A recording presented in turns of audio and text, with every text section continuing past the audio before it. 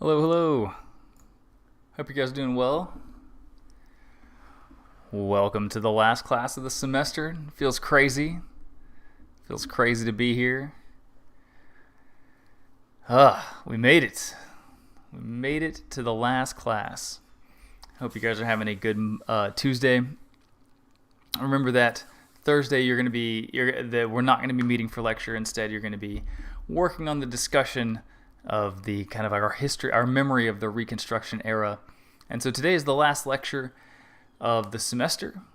Like I said, it feels crazy. I don't know about you guys, but this semester it has seemed both incredibly long and also that it has gone by very quickly. Camping was great. In fact, I can actually show you a picture. Just give me a second. Maybe. Hold on. Yeah.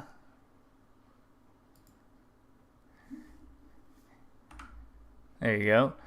That is a picture that I took while we were out in Palo Duro. I hope you guys had a great Thanksgiving. My wife and I decided to go for a couple of nights out to Palo Duro Canyon, which is up in the panhandle of Texas.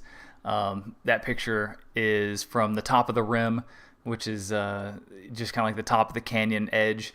It's a peak called the Goodnight Peak, I believe.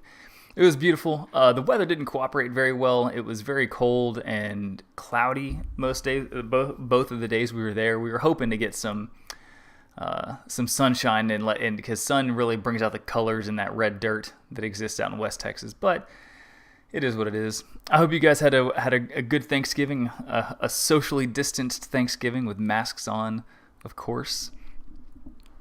So today we are going to be dealing with the Reconstruction era.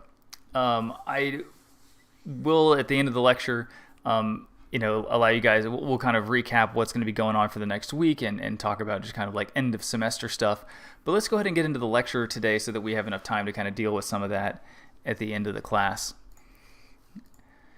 So, last time we left off, we were talking about the Civil War, and we just ended the Civil War last time. We didn't go beyond the Civil War hardly at all. We just talked about the surrender of Robert E. Lee to Ulysses S. Grant and kind of what that meant for the end of the Civil War. We talked about how, the Civil War kind of continued after Lee's surrender, but that was kind of the final act of the Civil War in a lot of ways.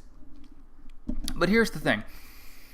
So the Civil War is over, but Abraham Lincoln, the guy who had shepherded, the president who had shepherded the country through the Civil War, is not going to be the man in charge of the country during the Reconstruction era. The Reconstruction era is the era in which the country, the United States, tries to kind of piece itself back together again. And there's a lot of questions that are going on in this Reconstruction era. Like, what did freedom mean? What did the war mean? And the North and the South are going to differ on these things. They're going to have different interpretations of what the war meant and what freedom means, and how was the country going to rebuild? How do you create unity in a country that had just spent 4 years ripping itself apart? These are all difficult questions. Some of them, some might say they're impossible questions to answer, although they did try to answer them, at least most of them. But Abraham Lincoln's not the guy that's going to lead the country through the Reconstruction era. He's not going to be the guy providing the answer to those questions, because 5 days after Lee surrendered in Appomattox, Abraham Lincoln and his wife, Mary Todd Lincoln, decide to go to a play in Washington, D.C. at a place called Ford's Theater. It's just 5 days after Lee surrendered. And while they're watching the play, they're up in one of those nice booths, like on the side walls. John Wilkes Booth, a Confederate sympathizer, a person who agreed with the ideas of the Old South and the Confederacy, snuck up to the booth where President Lincoln was watching the play. There was no Secret Service during this era. One of the sad tragedies of American history is that Abraham Lincoln is actually the president who signs the bill that creates the Secret Service, but he did not benefit from it. The Secret Service had not yet been implemented, and they hadn't trained any agents yet. So John Wilkes Booth sneaks up to his presidential booth, his presidential viewing area, puts a revolver to the back of his head, and pulls the trigger, killing Lincoln basically instantly. They did take Lincoln to the hospital and tried to kind of keep him alive, but it wasn't going to happen. John Wilkes Booth jumps out of the booth, lands on the stage, breaks his leg, and then escapes. As he fled the stage, he yelled the phrase "Sic semper tyrannis," which means "thus ever to tyrants." Booth was a Southern sympathizer, someone who believed that Abraham Lincoln was acting as a tyrant, and killed him for it.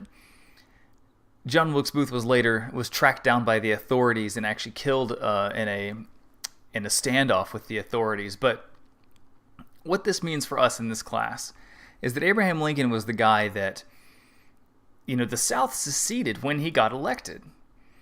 And now he's been assassinated, and that means that also notably the first president to get assassinated ever, the second in command is going to now take over. So the duty, the responsibility of rebuilding the nation after the Civil War is going to fall to Lincoln's vice president. And that guy is this guy, Andrew Johnson. Andrew Johnson's an interesting person, and we need to talk about him just a little bit. Andrew Johnson was a Southerner, actually. Well, he was from the Upper South. He was from Tennessee. Think about that for a second. Tennessee was a slave state, and it actually joined the Confederacy. And so you may be wondering, he's also a Democrat. He's not a Republican. And so you may be wondering, why did Lincoln choose this guy as his vice president? Well, during the election of 1864, when Lincoln won a second term, Lincoln chose Johnson as his running mate to illustrate to the South, that he didn't bear any ill will towards the Democratic Party, and that he was kind of this was Lincoln's effort to reach a hand across the aisle and forge some sort of compromise with the Democratic Party and with the South in a way, even though the war was still ongoing. And so Johnson becomes Abraham Lincoln's vice president, and now, with Abraham Lincoln having been assassinated, Johnson is now the president. And Johnson's from the South. Remember, he was raised in a society that was dominated by large planters. He was reared in a society that was built upon the institution of slavery, Tennessee. Yet Johnson was not from a wealthy family. He was not raised by, a family of planters, right? He didn't grow up around Thomas Jefferson or Andrew Jackson or Henry Clay. He didn't grow up around large amount or own large amounts of enslaved people. He came from relatively modest beginnings, and so he kind of resented the power that the planter class wielded. But Johnson still kind of identified with the South. He still identified with the Southern way of life and kind of clung to its traditions. And remember, the traditions of the South were built upon a system that privileged or that exploited slavery, and it privileged that exploitation. It was baked into the system. And so now this is the guy that's leading the country through the Reconstruction era. And so Johnson is not a radical by any stretch of the imagination. He is almost kind of the opposite. He wants to kind of return the Union to the way it used to be, but then that's it. He doesn't want to change that much about American society. And so he's going to slow down the efforts to reconstruct the South, not to rebuild the South, but to remake the South. There were a lot of Northerners who wanted to change the South and make it more like the North, and we'll talk about that here in a minute. One of the things that Andrew Johnson does do, because it was already kind of in motion when he becomes president, is he is in charge when the 13th Amendment gets passed. The 13th Amendment is in some ways the definitive answer to the Civil War, because what the 13th Amendment does is quite simple. It abolishes slavery. if you ever think of the 13th Amendment, there's two words: abolishes slavery. That's what it does. But there is an important loophole that I want to point out with the 13th Amendment that makes this amendment more complicated than just abolishing slavery.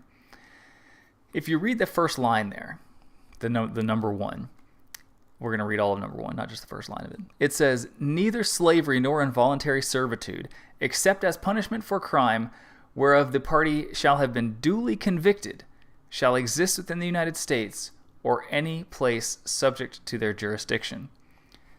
What that means, in a nutshell, is that if a person has been convicted of a crime, it is permissible, it is legal to force them to do labor. All right, so it says no slavery and voluntary servitude. You can't force someone to do labor unless they are a criminal. This loophole is going to be exploited by the South, and we'll talk about how here in a little bit. But for the moment, let's focus on the fact that slavery has been abolished. Let's focus on that fact, because that's what the Civil War was all about, right? The Civil War was a war over slavery and the system of enslavement that dominated the South. And now slavery has been abolished, and this essentially overturns Southern society. It just kind of takes the table and like flips it upside down.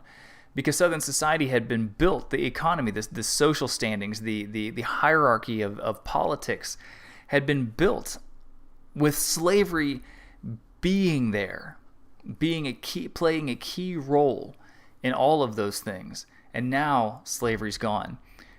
So this leads to kind of a tense situation in the South. This map right here is a map of the black population in the United States in the year 1890. So this is a little bit later than what we're looking at today, but it still gives you a good idea of where black Americans are concentrated in the United States. And that is by far in the old Confederacy, the Deep South.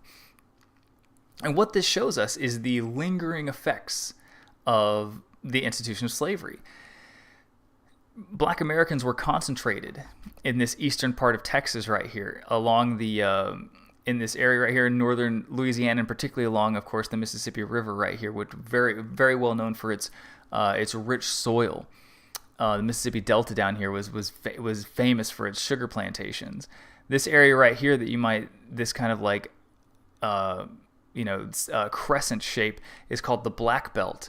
And it's not called the Black Belt because of the people that live there, but because of the soil. There's this rich black soil that because of geological things that happened, many, many millions of years ago, created this very rich soil that allowed for the growth of crops and an abundance of crops. And so plantations were formed right here along this area.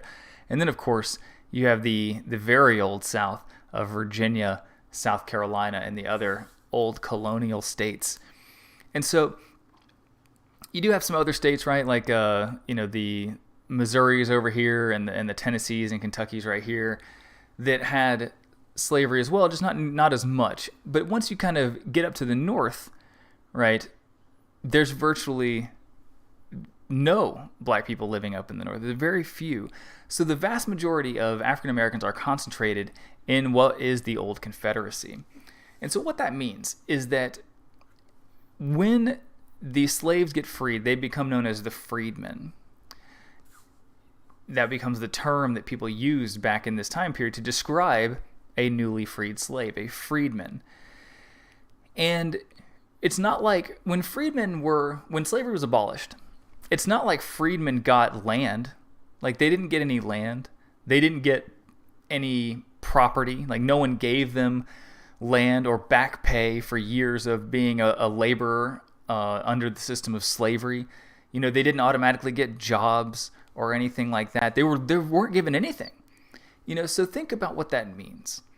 That you have this massive population of people who are very much concentrated in this part of the country, a part of the country that used to enslave them and looked down on them as subhuman, as, lesser than, and discriminated against them. And they're kind of stuck in this area right here with no money, no land, and virtually no rights. This is a tense situation, one that was primed for violence in the post-Civil War era. And so what the federal government is going to do is create a bureau called the Freedmen's Bureau to try to ease in some of this.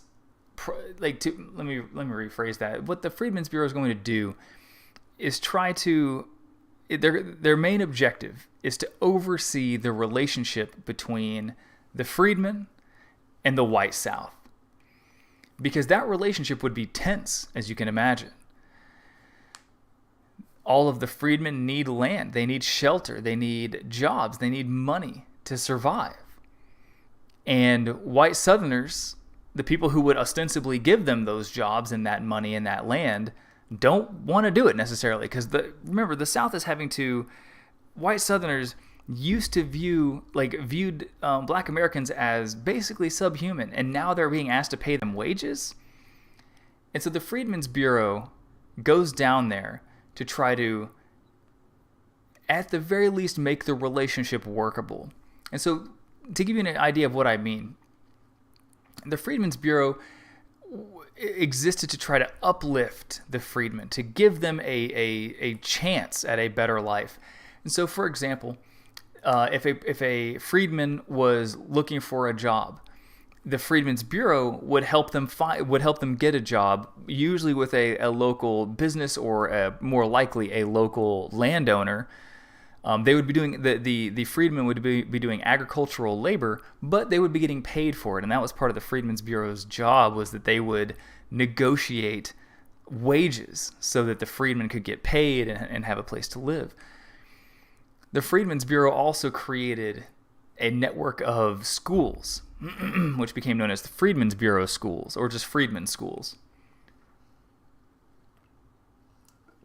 And these schools were very popular because, remember, as you guys know from the Frederick Douglass book, it was illegal in many states to educate slaves. And so the vast majority of enslaved people were purposefully kept ignorant, and thus education had been denied to them. And so when the Freedmen's Bureau creates these schools and staffs them with black educators, people start going, right? The freedmen start sending their children to these schools, and it opens up these new pathways of gaining an education and potentially, bettering yourself, becoming education becomes a pathway to potential future success. So the Freedmen's Bureau operated as an avenue for the uplift of the freedmen, trying to help them navigate these treacherous straits that they lived in, right? That to navigate this life that they that for them was, in some cases very much a matter of life and death, living in a part of the country that hated them in some ways. Now, you can imagine how white Southerners viewed the Freedmen's Bureau, and it was not a positive depiction. In fact, I'm going to show you this is actually from Pennsylvania, but I think the fact that this exists in Pennsylvania tells you that what was going on in the South was probably even worse. So this in Pennsylvania in 1866, 1866 was a midterm election year, so there were congressional elections going on. And there was a guy whose name was Clymer, Clymer, you can see his name down here. And he was running for a congressional seat in Pennsylvania, and he used race as a wedge issue, as a way to try to stoke the vote, to stoke angry white people to vote for him. That this was a tried and true method in the Old South of, and will continue to become one into the 20th century, is using stereotypes and warnings of black people taking advantage of the system as a way to earn the votes of angry, resentful white people. And so let's look at this poster here. So it says the Freedmen's Bureau up at the top, and it says, an agency to keep the Negro in idleness at the expense of the white man, twice vetoed by the president, meaning Johnson, and made a law by Congress. So to pause, he's saying the Freedmen's Bureau keeps black people in idleness, right? Meaning that they're not working, they're being lazy, they're mooching off of the government at the expense of the white man. And he says that Johnson vetoed these bills and that Congress overrode those vetoes. And so he says, if you support Congress, you're supporting the Negro, but if you sustain the president, you protect the white man.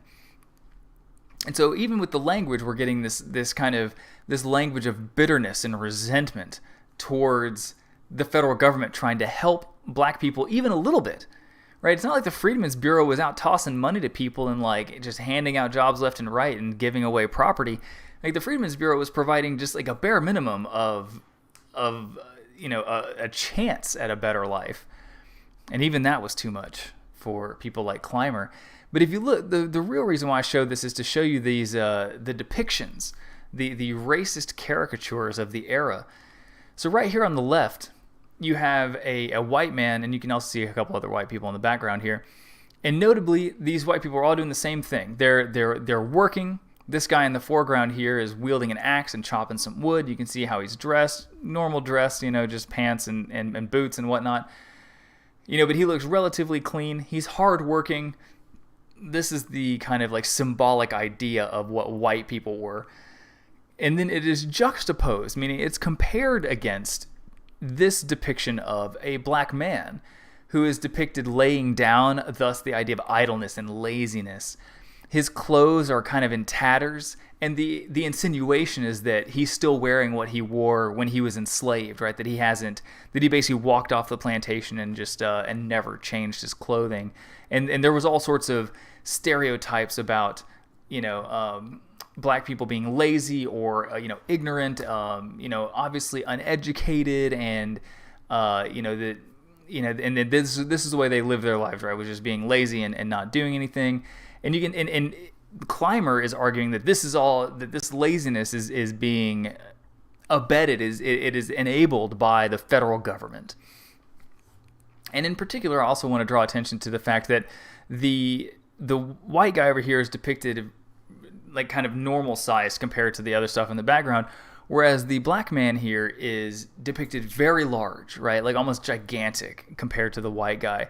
And he's also depicted in a very racist caricature, right? With like the face has a very simian, which means an ape-like structure. And this was a common thing to do back in the day, was to compare African Americans to apes as a way to demonize them, as a way to directly illustrate that they were, not quite human.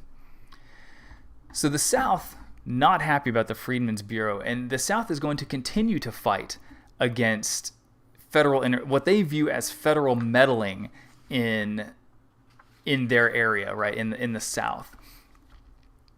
But the problem for the South is that the South has real problems.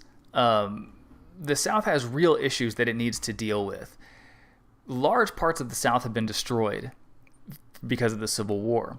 Remember that when we talked about the Civil War last time, we said that the South was mostly fighting a defensive war, and that's partially because the North was invading to try to kind of keep the country together, and the South was thus kind of bunkered in their own states, which meant that a lot of the fighting, the vast majority of the fighting, is going to happen in the South, in places like Virginia. Both of these pictures are actually from Richmond, Virginia, and you can just see how it just like totally destroyed. Like there's buildings that have just been bombed out. There are tons of pictures like this online of just southern cities that have been just absolutely destroyed. I mean, think about Sherman's march, right?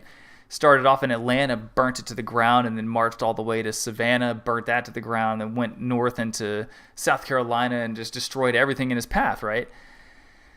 So the South had really bore the brunt of this war in terms of its infrastructure, its buildings, its businesses being destroyed.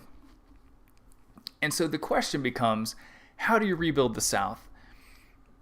What is this new South going to look like? And Northerners, people from the North, and even really the federal government in many ways, wanted the South to look different. They wanted the South to be a new South, an industrial South, a South that relied on wage labor and had factories and industry and railroads and canals, right? They wanted it to mirror the North, right? They wanted the South to kind of adopt the Northern economic system. The South is going to resist a lot of these changes. The South is going to cling to its old way of life.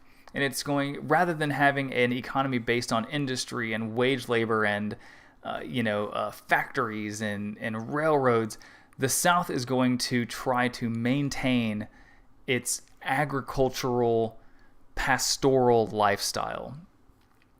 One that was built on labor exploitation. And so for the South, for the North, they want a new South. But for the South, they want to cling to the old ways, which is why I title this section kind of like the new Old South. The Old South, the South that, the South built its economy and its wealth on the backs of enslaved Africans. And as I had mentioned earlier, nearly the entire population of Black Americans was located in the South. And those people needed jobs and shelter and food and money and all these things. And so what's going to happen in the South is that instead of pivoting towards, this new industrial era, the South is going to try to cling to the old ways, to the ways of agriculture, and they're going to use labor exploitation to get there. So rather than having big plantations, well, people still owned large plots of land. But what big landowners would do, they couldn't own slaves anymore. That was now prohibited. So instead, what large landowners would do is they would kind of carve up their plantations into, small farms, and they would rent them. They would rent, a small piece of their own property to another farming family. These were called tenant farmers. If you've ever lived in an apartment, you might be familiar with the term tenant, meaning just that you're renting a place to live. And so these families, both white and black, would rent a piece of land from a large landowner. This is called tenant farming. Sharecropping was a version of tenant farming. So tenant farmers mostly just paid their rent with money, right? You grow your crops, you sell the crops, you pay your rent when you get the money from selling the crops. Easy enough. Sharecropping, on the other hand, was a little bit different because rather than paying your rent in money, you pay your rent in shares of the crop, hence the name. And you may be asking, why? That doesn't make any sense. Why wouldn't they just pay it in money? Okay, well, let's explain. So the freedmen who had taken out these contracts, who were living on this land, remember, they're renting, but they don't have any money. They have no money. So it's you can rent this land, but how are you going to farm it? You need tools, you need seeds, right? And so what that means is that these families that would rent these plots of land would need to borrow. They would need to find a way to get those seeds and those tools to be able to plant the crops. And that meant going into debt. And who are they going to go into debt to? The big landowner. The person who they're renting from is going to lend them the seeds and the equipment. And so right off the bat, these sharecropping families are in debt immediately. They go into debt right away because they need the seeds and the tools to be able to plant the crops. And here's the problem. What if you have a bad harvest? You're already in debt because of the seeds and the tools, and you pay your rent with shares of the crop, right? So you're hoping to have a good harvest so that you can pay your rent and then have a little bit left over to sell so you can make some money. But what happens if you have a bad harvest? What happens if you don't even make enough crops that year to pay off what you owe, right? To pay your rent and the debt from the seeds and the tools. What would happen is that you'd have to work the next year. The landowner would force you to stay and make you work that next year because you owe him money still. And so sharecropping often locked people into a cycle of debt they would go into debt almost right away to just grow the crops themselves, and then they might struggle to pay it off and just get locked into this cycle of debt year after year after year, constantly owing money to the landowner that they're renting from. And this happened to both black people and white people. Sharecropping was something that affected the kind of like the poor in the South, but it was often African Americans who were locked into this cycle of poverty a little bit harder. And in many ways, this is a good example of what the South wanted to do, because the South wanted to maintain the system of slavery, but they couldn't. And so sharecropping became a way to essentially have slavery, but just under another name, right? Because if you think about it, what has changed here? I mean, yeah, like they're not technically slaves anymore. They're not the freedmen aren't considered property anymore, but they're still living on the same piece of land. Oftentimes, they would work for and rent from the same landowner that used to enslave them, and they're not paying him anything, and the landowner's not paying them to do the labor. They're doing the labor to pay off their debt. It's essentially slavery, just under a different title, which is exactly what the South was hoping to recreate. Another system that emerged during this era had to do with the prisons, and it was called convict leasing. This is another form of labor exploitation, another way to take advantage of the exploitative systems that had been developed in the South. And so remember we talked about the 13th Amendment, and there was that big loophole right in the middle of it that said if a person had been convicted of a crime, you could make them do labor, you could force them to do labor. And so the South is going to exploit that. What they will do, what will happen in the South is they will start throwing black people in jail, particularly young black men will get thrown in jail for small crimes. And in fact, there were some states who would increase the penalty for small crimes to make it easier to kind of fill up the jails with potential workers. You know, because these people that are being thrown in jail aren't just prisoners; they're also workers. Because what would happen is, a business would go to the prison and say, "I need 10 laborers for the day," and the prison would just lease them out, would just lend them out to the businessman, and then the businessman would make them work in the coal mines. These guys on the top picture are working in a coal mine. In the bottom picture, obviously they're working on a railroad. You could make them work in steel mills. You could make them work on a plantation. And so this was another version of labor exploitation. And it's particularly pernicious because you're doing it under the guise of law and order, right? You're saying like, oh, these people have just been arrested and are being, punished for their crime. But in reality, what's happening is that the strengthening of those penalties for small crimes really only affected black people in the South. There was a disproportionate impact, right? Because there were a lot of poor white people who were in desperate straits too, but those people weren't getting thrown in jail and forced to do labor. It was usually black men who were being forced to do these things, to bear that burden of labor exploitation. There's actually a really great documentary on this, if this is something that interests you, that came out probably 3 or 4 years ago, called 13th, and it takes a look at the prison labor system, because the 13th Amendment is still the exact same today. That loophole of that you can force somebody to do labor if they're a criminal, that loophole's still in the 13th Amendment. And that's the reason why in our modern prison system, prisoners are forced to do labor. And they are paid, I think, technically nowadays, but they're only paid like 25 cents an hour or something, just, paltry like this.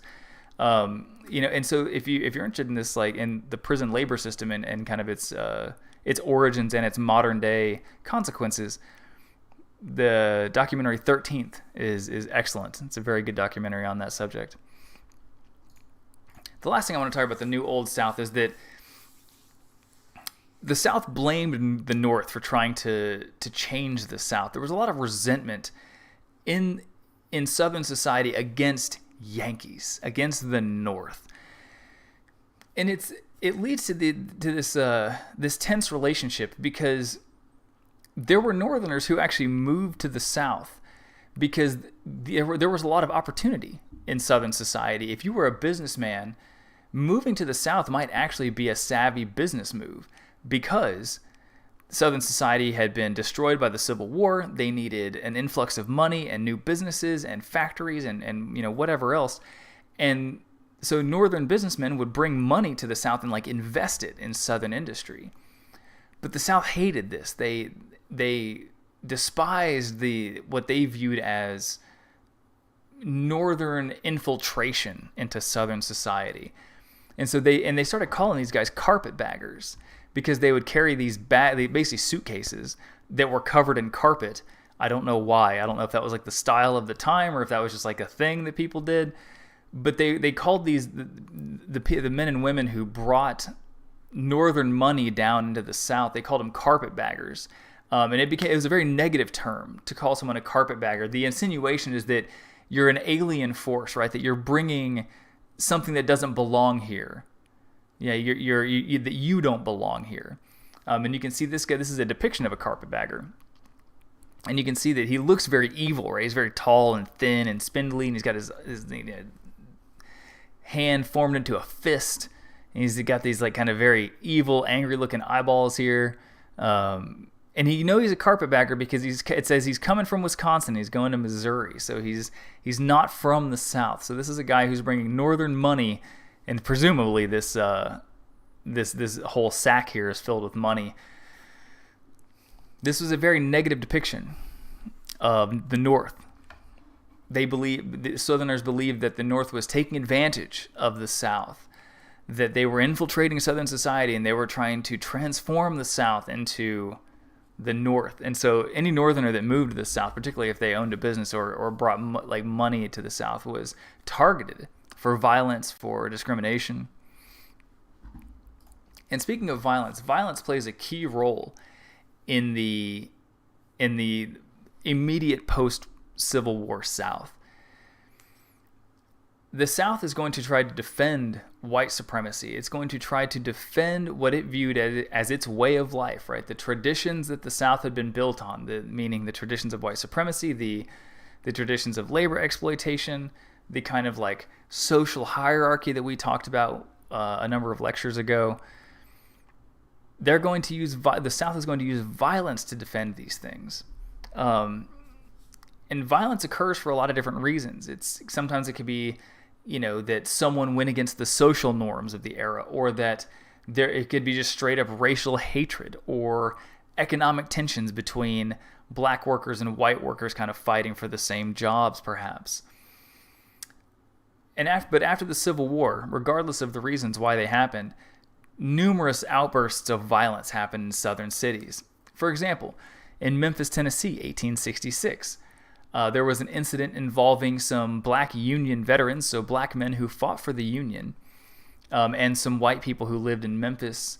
What probably started off as just like a street argument, turned into a small fight, and then eventually just blew up into a massive riot. And it was the white people rioting. White people marauded through the black section of town. 46 black people were killed. There was over 100 robberies reported. 5 black women were raped, and over 100 buildings were burned down in Memphis, Tennessee. And this sort of thing happened other places as well. A similar event happened in New Orleans, for example, same year, 1866.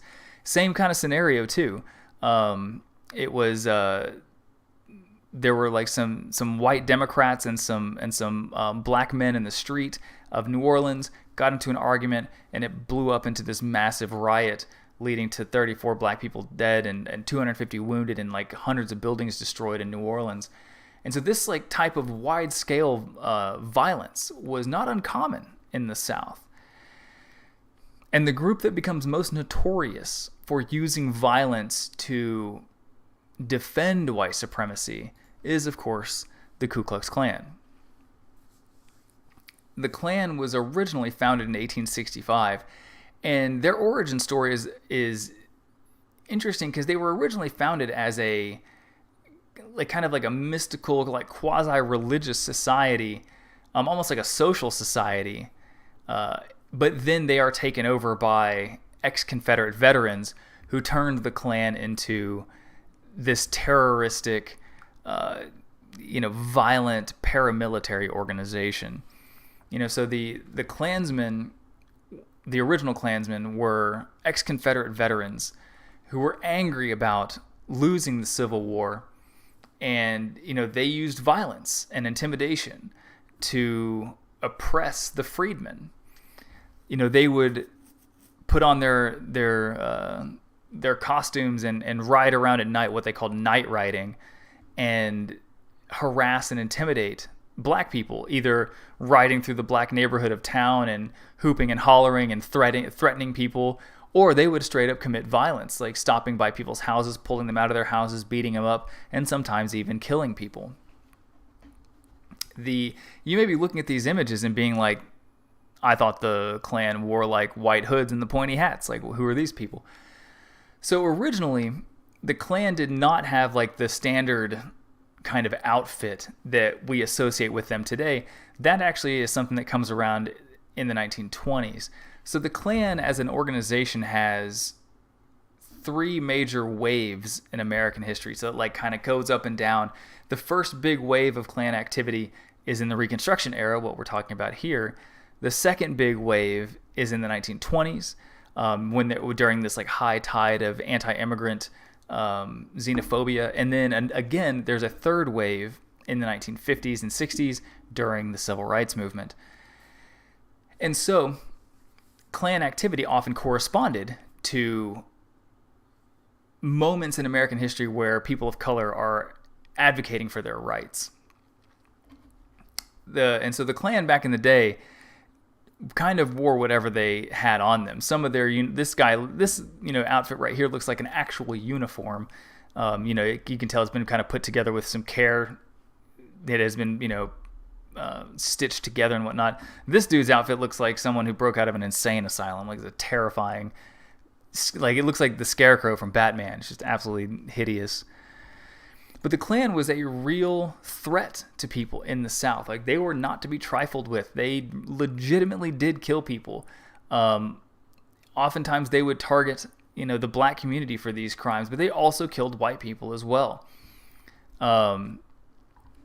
This is an image, in fact, of a lynching of white people, and there's some symbolism here in this picture.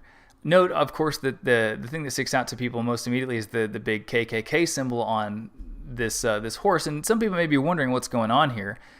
And so one way that you could, this is like very Old West, if you wanted to hang people, you would make them sit on a horse and then tie the rope around the neck and then make the horse move, and so that way then the person's neck was bearing all the brunt and they would hang to death. And in this case, the horse has moved, these men are hanging to death, and the horse has the Klan's initials on it. Notably, though, this is actually not a horse. This is actually a donkey, and it's drawn this way on purpose because the donkey was the symbol of the Democratic Party, and the Democratic Party was the most powerful political party in the South. And so there was a tremendous amount of kind of like symbiosis between the Klan, who was violently trying to maintain like the Southern way of life in a way, like the old ways, and the Democratic Party that was doing the same thing just in the political realm. Another thing I want to point out here is that this guy right here is a carpetbagger. You can tell he's got his suitcase and it says Ohio on it, so he's from Ohio, indicating that he's not from the South, right? He's from the North. He's from a non-slave state. He's a white guy.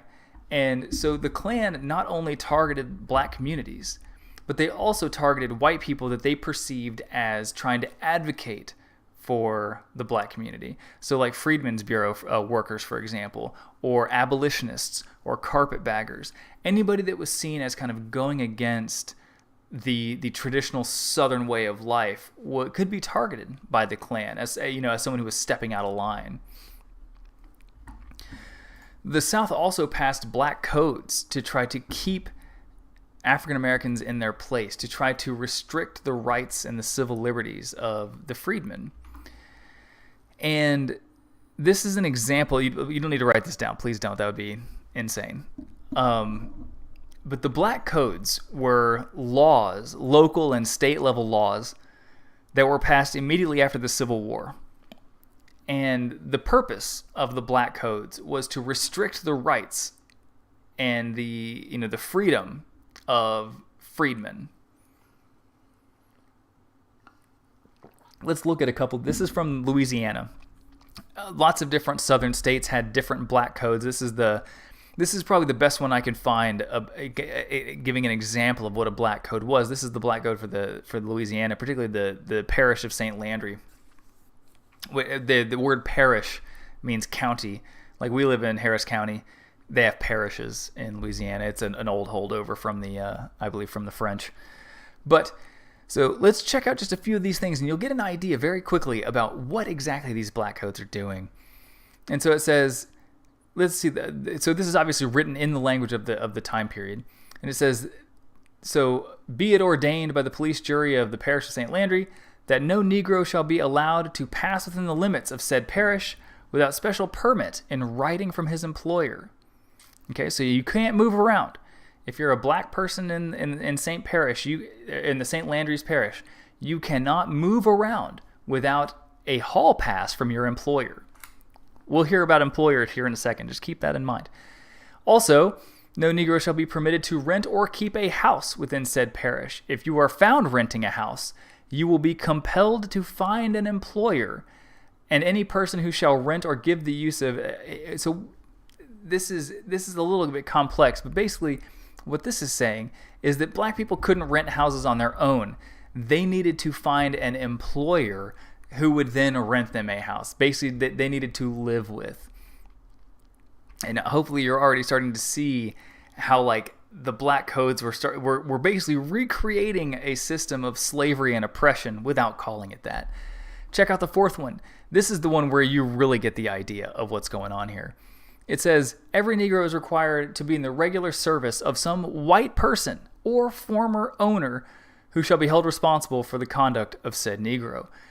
Think about that, right? So this first one said that black people can't move around if they don't have a pass from their employer. And the second one says that if you're found renting, we're going to kick you out of that place, and then you got to go find an employer to live with. And then this one says that all black people have to be in the regular service of a white person or a former owner. They literally put it in writing. That it's like, you can't rent, you can't go anywhere without permission from a white person. And you have to be employed by that white person. Like literally just sustaining the exact economic system that the Civil War was fought over. And there's other ways they restricted freedoms as well. Right, like so this one, you can't meet after sundown. And this one it says black people can't carry firearms or any kind of weapon. That you can't work as a merchant, right? You can't sell or barter anything. If you're found drinking or drunk, you could be forced to pay a fine. And if you can't pay that fine, then you got to work on the public road.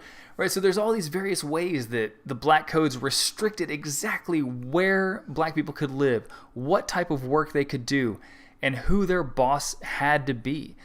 And essentially what it is that black people had to work for a white person, they had to live with that white person, and they were really restricted to agricultural labor. Well, that sounds like slavery, doesn't it? Right? It's just not that much different. It's the same thing. And so you're going to see this again and again and again in the post-Civil War South, is these efforts to basically maintain the traditions of the Old South, the labor exploitation of the Old South, under new and sometimes very imaginative ideas like black codes or prison labor or the sharecropping system. And so Northerners are looking at this and recognizing that we need to do more to help African Americans, right? Because the North can see what's going on in the South. They see the black codes and they see the development of the prison labor system. And Northern Republicans are like, we need to do more to help the freedmen in the South. And so in 1866, we're going to enter a new phase. Man, I don't know why I'm yawning. We're going to enter a new phase of Reconstruction called Radical Reconstruction. And radical Reconstruction happens because in 1866, it's a midterm election year, meaning there's congressional elections but no presidential election. And in the midterms, the Republican Party turns out massively and votes in a ton of people to Congress. And a lot of the people that get elected in the Republican Party are pretty uncompromising about abolition. Think people like Charles Sumner, for example, meaning that they view abolition as a moral issue, and thus they view Reconstruction through a similar moral lens, like that the desire to help the freedmen has this moral component to it. Thaddeus Stevens is one of the leaders of this radical Republican group. He was a representative from Pennsylvania, very powerful in Congress. He's the main leader of the radical Republicans, and he didn't trust Andrew Johnson. Right? Andrew Johnson had really kind of dragged his feet on the Reconstruction efforts. Andrew Johnson's idea was like, hey, let's just go back to, the way the country was before the Civil War and everything will be fine. We'll just, no worries. And Thaddeus Stevens is like, no, we have to do more to help the freedmen than this. And so the radical Republicans, and I'm going to make kind of a long story short here, the radical Republicans pass two more Reconstruction amendments, the 14th and the 15th Amendment. So let's look at them one at a time. The 14th Amendment was a very controversial amendment, but it is an incredibly important amendment, even for us today in the modern day. Because what the 14th Amendment did was it provided a broad definition of citizenship. This is actually still the same definition of citizenship that we use today. So, the 14th Amendment defined a citizen as someone who was born in America or naturalized through the naturalization process, meaning that those are the two ways that you can be a citizen in this country. Is you can either be born in the United States or you can go through the citizenship naturalization process. This is still the definition that we use to this very day of citizenship. It has not changed. Various laws and things have made it more difficult to become a citizen today than perhaps back then, but that is the way that people became citizens, or that citizenship was defined in this 14th Amendment. There's also other things like the Due Process Clause and the Equal Protection Clauses, in arguing that all Americans were entitled to equal protection under the law, that the law should protect everybody equally, regardless of the color of their skin or their race or their religion or whatever. Now, the reason why the 14th Amendment is so important is because, remember, the Dred Scott case from 1857. Dred Scott was the enslaved man and took his owner to court, took his enslaver to court to try to gain his freedom. And the court, Roger Taney, said no. And not only did he say no, but he said that black people don't have rights because they're not citizens. Now, the 14th Amendment has given citizenship to every single black person in America.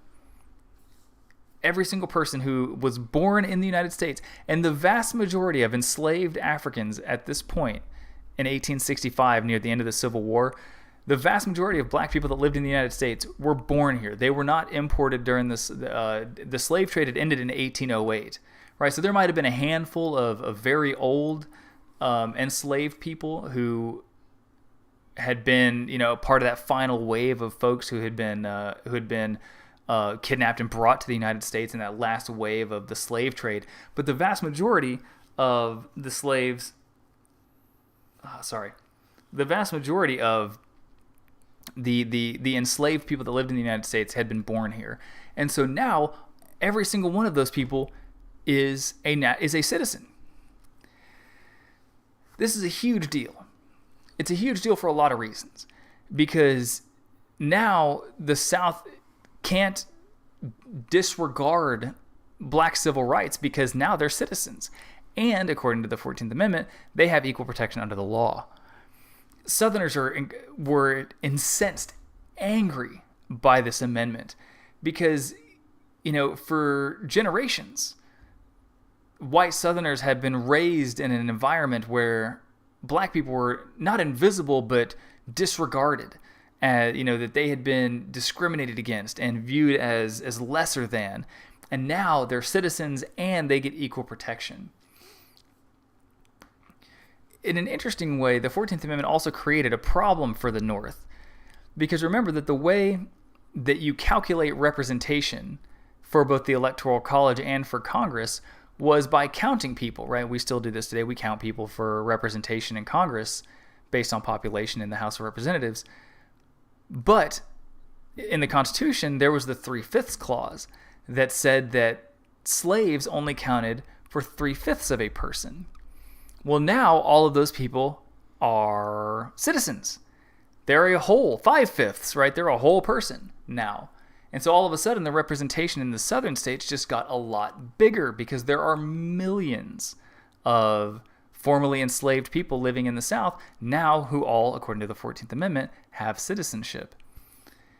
And so the North was actually kind of worried, like, oh God, what are we going to do this if the South becomes more powerful because we made the freedmen citizens?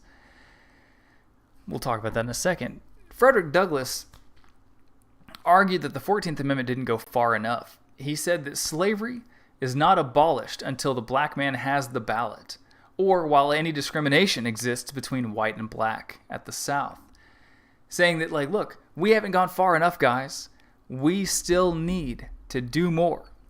And in fact, so the radical Republicans find a way to both answer Douglas's call of doing more, while also trying to figure out how not to empower the South by creating this whole new, this mass of new citizens, and that is by giving black people the right to vote.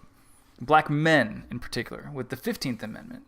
The 15th Amendment gave or created universal male suffrage. All men got the right to vote, regardless of race or color or previous condition of servitude, as it said in the amendment itself. Men get the right to vote. And it was up to the individual states to decide how old a person had to be. I believe the original age was 21. But so you couldn't deny a person the right to vote. A man.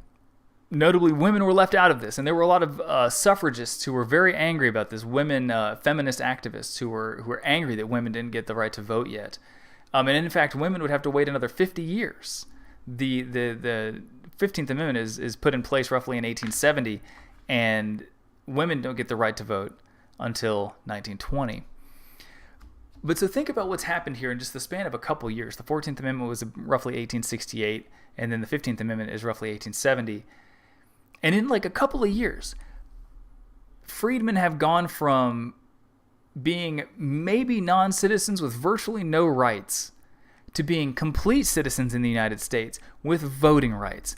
And what's going to happen is that this is going to have an immediate impact on the composition of state legislatures. Check this out. This picture I think is so cool. So this is the legislature of South Carolina after the Civil War. And this is what this illustrates is the power of giving black men the right to vote.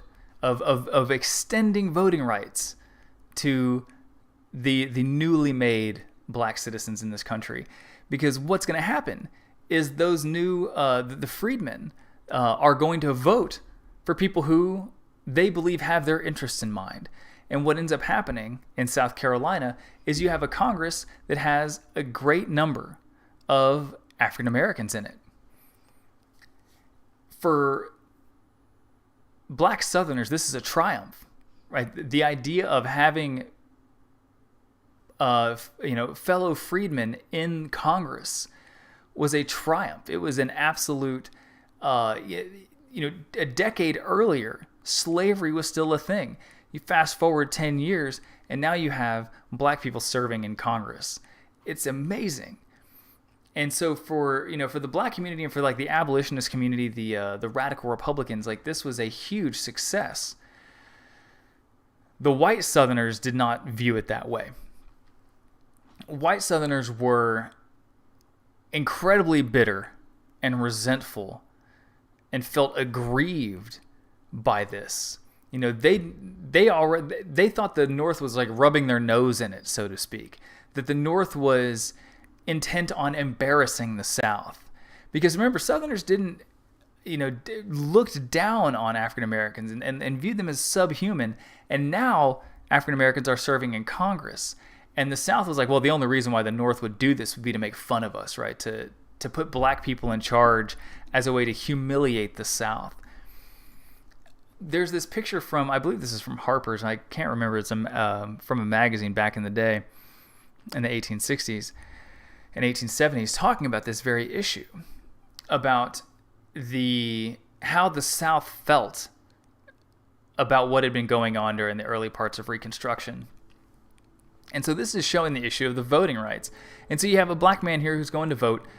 He is wearing a Union veteran's outfit. So this is a veteran, a person who fought in the Civil War. Notably, his face is very caricatured, very similar to the kind of racist stereotype we saw from the political campaign poster earlier. But this dude's going to vote, and he's happy about it, right? He's going to vote, and you can see this over here. It says the military bill that, like giving people their rights, particularly African Americans. So this guy is allowed to vote. This dude is not, right? You can see it at his feet. It says no vote. This is a Confederate veteran, right? It says ex-CSA. So this is a Confederate veteran, and there were some Confederate veterans and leaders who were prohibited from voting because they had led a rebellion against the Union. And so the South was just absolutely, like, angry is not even the right word for it, probably. Because the idea of this guy being prohibited from voting and this guy being allowed to vote, it basically flipped the South's view of what they thought should be happening, right? To the South, black people shouldn't have the right to vote and should be discriminated against, and white people should be dominating society. And so over the next few years, the South is going to kind of embark on a mission to redeem the South, Southern redemption. And when I use the term redeem, I mean to turn something into something else, to transform something. Let's say you go to Mr. Gatti's, right? This is a really stupid comparison here, but like you go to Mr. Gatti's and you win a whole bunch of like tickets, right? And you then, or a Chuck E. Cheese or whatever you want, and you go turn those tickets in for like, I don't know, a Yeti, for example. What you've done is you've redeemed the tickets. You have transformed tickets into a Yeti, right? And so that's what the South is going to try to do. They are angry about Reconstruction, and they resent the North for meddling in Southern society. And they're going to try to redeem the South back to the way it used to be, to change the South back to the old ways. There was a whole group that was dedicated to this, the Democratic Party. There was a kind of like, they become known as Redeemer Democrats, people who their whole goal is to kind of turn back the clock, right? To turn the South back to the old ways. And the South is able to do this because of a few reasons. And so let's go through some of those reasons here. One is the presidency of Ulysses S. Grant. So Ulysses S. Grant was the former Union military leader. He's the guy who Robert E. Lee surrendered to at Appomattox Courthouse. Grant really didn't want to be president. I don't think he was a reluctant politician. He was first elected in 1868 and then re-elected in 1872. And what's interesting to me about the Grant presidency, think about it from the Southern perspective, right? The Southerners liked Andrew Johnson because Andrew Johnson was kind of like slow walking Reconstruction. Grant, on the other hand, Grant was the Union general. He was the guy that Lee had to surrender to. Grant was the guy who defeated the Confederacy. So imagine that. Imagine how Southerners felt about Grant being president. It's like worse than Lincoln. But Grant was not a great president. He was very much like an absentee president. He took a very hands-off approach to the presidency. So he would like appoint people to various positions and then kind of like let them do whatever they wanted. And this led to a great deal of corruption. Grant's presidency became known as the most corrupt administration in American history until like the 1920s, when another one became the most corrupt. But Grant's presidency was known for being horribly, horribly corrupt. People just taking bribes, and all sorts of things were going on. And the problem is that this tarnished the legacy or the office of the presidency. And because Grant was a Republican, it made the Republicans look bad, right? Because Grant was a Republican and his presidency was seen as so corrupt, it made him and his whole party look bad. And additionally, another problem that Grant had to deal with was that in 1873, right after his second term, there was a massive, or right when his second term began, there was a huge panic, an economic crisis. So a panic is the old term that they used that people used back in the day to describe, in the modern day, what we would call a recession. I love the word panic so much more than a recession. Recession sounds like it's just slowing down, it's just receding. It's it doesn't sound like panic gets the point across, right? Like that recession sounds like something a wealthy person would say when the economy's bad and like their stocks dip a little bit, but they're still billionaires, right? Whereas panic is what people feel when they lose jobs during a recession, right? So panic, I feel, is like this, this like people are terrified that the economy is like terrible and unemployment's up to like 14%. And so in 1873, this economic crisis hits, and there's this panic in American society about, jobs and the economy and tariffs. And what starts to happen is when the economy takes this dip, the North all of a sudden shifts its vision. Instead of paying attention to reconstructing the South, the North is all of a sudden going to say, we have to fix the economy in the North. Right, we have to start paying attention to economic issues going on in the North, jobs, tariffs, these sorts of things. Reconstruction can wait. So it's not like Reconstruction got put on hold or anything, but people's, eyes shifted to this new, more immediate target of fixing the panic. And so all of this is building up to this next presidential election in 1876. You have an unpopular Republican going out, which is General Grant. You've got the economic crisis is still kind of going on in 1876. It hasn't quite been solved yet. And so now you've got this presidential election, and you've got Samuel Tilden, who's the Democrat, Rutherford B. Hayes is the Republican, and they are running against each other. Samuel Tilden is not from the South, notably. He is a Northern Northern Democrat, which is important.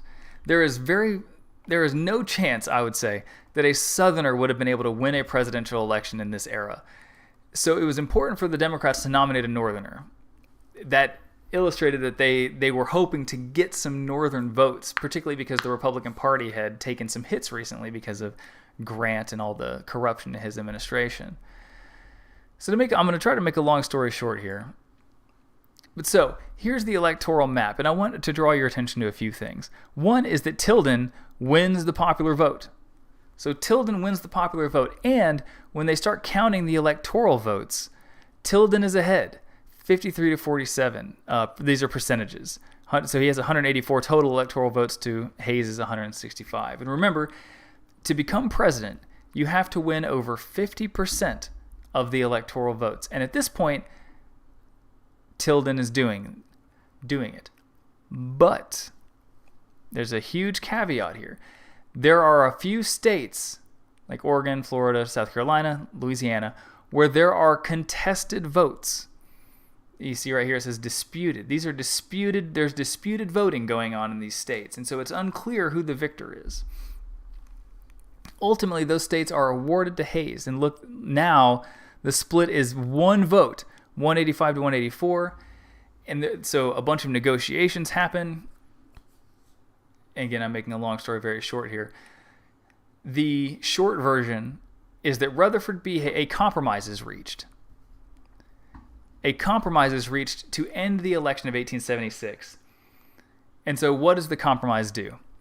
Well, the Republicans get the presidency. Hayes is awarded the presidency. That's what the Republicans get. In exchange for the presidency, the Republicans are willing to end Reconstruction. That's what the Democrats get. Remember, the Democratic Party was very powerful in the South. There were still Democrats in the North, but the Democratic Party's stronghold was the South, and they wanted an end to Reconstruction. So in this compromise of 1877, which was unwritten, you're not going to be able to go find like a document, from the day, like detailing all this stuff. The deal was that the Republicans get the presidency, the Democrats get an end to Reconstruction. Once Hayes takes power, he will slowly end the Reconstruction efforts in the South and let the South kind of do whatever it wants to do. In a way, the North kind of like will turn a blind eye to what is going to happen in the South. By ending Reconstruction, the North is going to allow those Redeemer Democrats to take back control of the South. The Democratic Party is going to essentially take back control of the South. The Republican Party in the South is basically going to disappear. And that gives the Democrats and white Southerners a chance to oppress black people once again. After the election of 1877, the lives for African Americans in the South become much more difficult. Voting rights start getting stripped away, civil liberties start getting removed. And so the election of 1876 was very consequential for a lot of different reasons. And so let's look at some of the legacies of Reconstruction from the North and the South and kind of the nation at large. And since this is kind of the end of the semester, we're going to talk about some stuff that kind of builds up to the modern day a little bit here. So in the North, let's start with the legacies of Reconstruction in the North first. So the North had a greatly strengthened federal government, and obviously the federal government existed in the South too, but in the North is going to dominate the federal government for, particularly the presidency, for years, decades after Reconstruction, because people in the North don't trust the South and wouldn't be willing to vote for a Southerner. And so the North is going to dominate the federal government. They're going to have the North has new currency, they have new legislation, new civil rights guarantees, and perhaps most importantly for somebody like Abe Lincoln, of course, is deceased, but Lincoln's first goal in the Civil War was to keep the country together. They succeeded. The Civil War was won by the North, and it kept the country together. Additionally, because of the end of the Civil War, we're going to have an explosion of industry in this area right here, in places like Pennsylvania and Ohio. Oil distilleries, steel manufacturing plants are going to start rising up. Railroads are going to start snaking across this western expanse here, connecting with the West Coast. After the Civil War, industry is going to expand in the North. And that's going to allow westward expansion to happen even more rapidly. People, as a result of the end of the Civil War, people who had been concentrated on in this East Coast, Midwest area here are going to start pushing further west, landing in places like Oregon and California, Nevada. People are going to start pushing west because now you don't have to fear living in a slave state, right? Remember all those disagreements that happened over Missouri and happened over Kansas and Nebraska.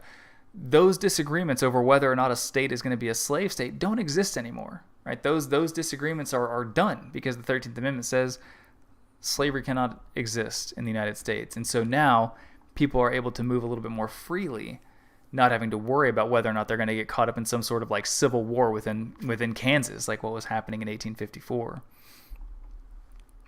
Let's look at the South. The South is going to revert, or at least as much as possible, revert to the ways of the old South. There's going to be vast disenfranchisement of black Americans up until the 1960s. Black Americans in the South are going to be segregated into separate communities, oftentimes physically segregated by a street or a railroad. Their communities will be on another side of town, dilapidated. Their public schools will receive less funding. They will have fewer rights than white people in the South, particularly when it comes to voting. The vast majority of black Americans in the South were prohibited from voting in various ways, whether that was through poll taxes or literacy tests or grandfather clauses or just intimidation, right? Using violence as a way to prevent people from voting. Labor exploitation is going to continue in the South. the forms of labor exploitation that we talked about, like sharecropping, goes well into the 20th century. Prison labor, well into the 20th century. The civil liberties that were guaranteed by Reconstruction, right? Like the 14th Amendment's Equal Protection Clause and the rights of citizenship and the 15th Amendment's guarantees of voting rights. Those things are just virtually ignored. And the thing is that the South ignores them and the North allows them to. Right? The Northern federal government could have gone into the South perhaps and enforced those laws, but they didn't. Right? The North was content to let the South do its thing. Right? They were just like, you know what, whatever. We're tired of trying to reconstruct the South. We're going to let them do whatever it is that they're going to do. The Democratic Party is going to be the main party in the South for years, almost a century, really. It's not until the 1960s that you even start to see a crack in the very staunchly Democratic South. And so the Democrats are going to dominate the South, and the political culture that kind of emerges in the South is one of conservatism, tradition, this kind of clinging to the old ways, so to speak. And in fact, the South is not only going to kind of cling to the old ways, but they're going to also they're going to attempt to revise their own history and create something called the lost cause mythology. So Southerners claimed that it's being on the losing side in a civil war is kind of, it's a psychological problem. How does a person deal with being on the losing side in a civil war, right, where your own country is fighting against itself? And in this case, what the South is going to do is they're actually going to try to rewrite their own history by saying that, yeah, the South lost, but it was a noble cause. It will also be known as the lost cause of the Confederacy. They will argue that the South, the Civil War wasn't really about slavery. It was about states' rights, or about Southern tradition, or about, the North was being mean. It wasn't about slavery. It was about all these other things. Southerners would claim that the North was ruling the South at the point of a gun, and that they had, they had no choice but to fight back. And the Southerners believed that Reconstruction was an attempt to humiliate the South rather than to rebuild the South, right? Southerners viewed Reconstruction as this attempt to humiliate Southerners. And the South even hated the name Civil War. They would call it other things like the war between the states, thereby implying that both sides were kind of equally at fault. Or, more pointedly, some people call the Civil War the War of Northern Aggression, thereby saying that the South wasn't at fault at all. It was actually the North who started the Civil War, which is not true, but that's what Southerners would say. They would rewrite this with language. Jefferson Davis, the president of the Confederacy, the man who had said that the inequality of the races was stamped from the beginning, and said that the United States was a white man's government, just a few years later, in 1882, said that slavery was in no wise the cause of the conflict, but only an incident. Basically saying, no, it wasn't slavery. Slavery wasn't the main reason why the Civil War was fought. It was just a small incident, just a small thing. It wasn't the reason. But we know it was the reason, right? We read the documents from the secessionists. We read Alexander Stephens' cornerstone address, where he makes it very clear why the states seceded and formed the Confederacy. Like, if you read the secession statements, they make it very clear that slavery is absolutely the reason why they're leaving. And yet, there are groups like this, the United Daughters of the Confederacy, which are dedicated to rewriting the history of the Confederacy in various ways. And so I actually pulled this off of their website, and it says the United Daughters of the Confederacy is an organization dedicated to the purpose of honoring the memory of its Confederate ancestors, protecting, preserving, and marking the places made historic by Confederate valor, collecting and preserving the material for a truthful history of the war between the states. These are the people who are responsible for all of the Confederate, not all of them, but many of the Confederate monuments that exist in the United States. Even there are states that didn't even join the Confederacy that have Confederate monuments, which just like, I don't understand. But I want to draw your attention to the language they use here. Because right here, this bit, of course, the war between the states, arguing that both sides were kind of equally at fault.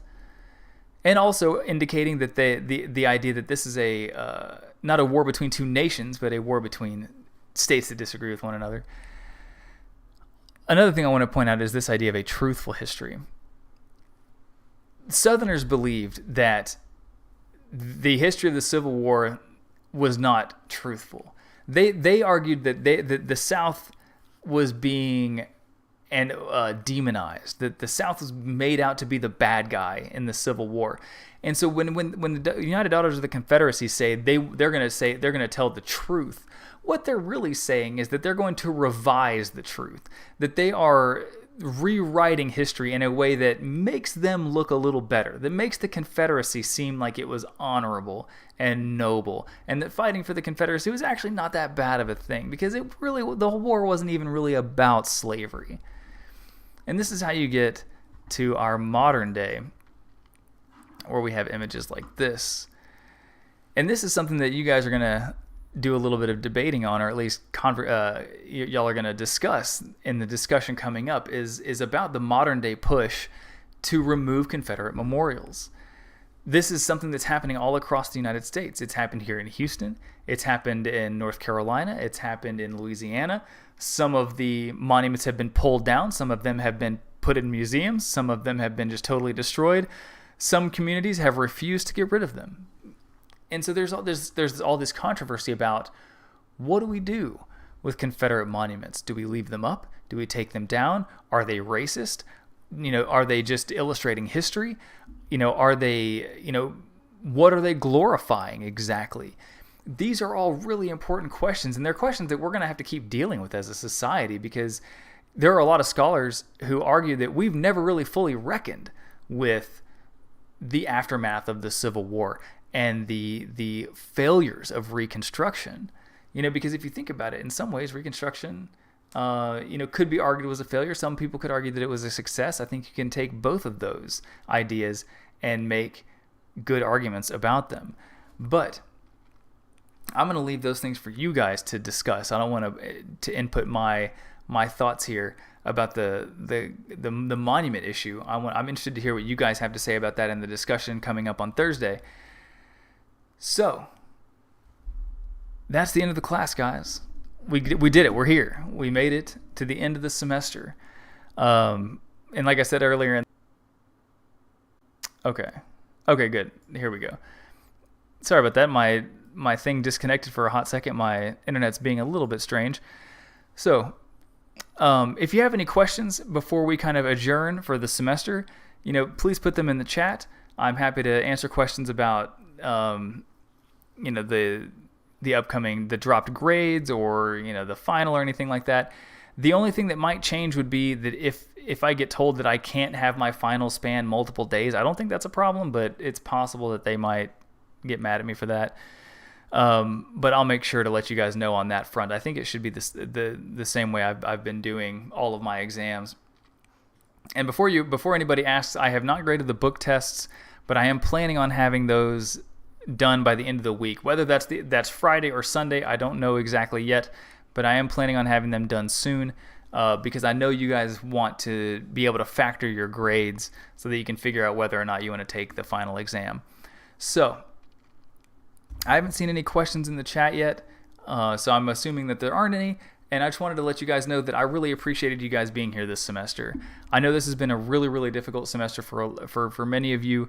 It's been a difficult semester for me. I am not used to teaching fully online. It is not my favorite mode of instruction. I really prefer teaching in person, but given the pandemic and then the realities of life right now, I think that teaching online is just what we're going to be doing. And so I'm, going to get used to it, but I appreciate you guys being here and tuning in, every Tuesday and Thursday, and being attentive and asking good questions, participating in the discussions, and even though I didn't get to know you guys very well because, we're remote and virtual, I do feel like I hope you guys learned some good stuff in here, and I hope you guys enjoyed my class as much as I've enjoyed teaching it. So thank you guys for hanging out and being awesome, and I appreciate it. I will see you guys next time. If you take my class again, I hope to see you in the future. Otherwise, I hope you guys have a and obviously, if you have questions over anything that we're going to be doing coming up, please feel free to just send me a message, an email. Otherwise, I'll talk to you guys later. I hope you guys have a wonderful next few weeks. If I don't talk to you before the Christmas break or anything, I hope you guys have a safe and healthy Christmas break, and I'll see you guys then. Y'all take care.